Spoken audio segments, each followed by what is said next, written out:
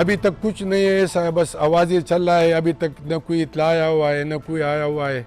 बस वही अभी बस यही हुआ है कि गाड़ी का काम बंद हो गया है ना, कोई अभी न गाड़ी लेता है और न फरोख्त होता है।